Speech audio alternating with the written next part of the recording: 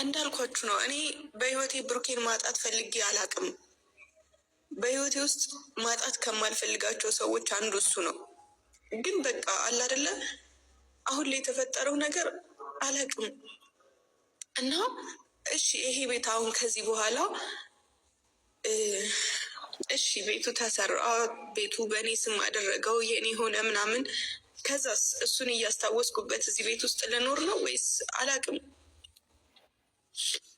እስካሁን ድረስ የነበሩት ነገሮች በሙሉ ውሸት ቢሆኑና እኔ እና እሱ በቃ አብረን ብንሆን ደስ ይለኛል። ግን አስከፍቼዋለሁ በጣም።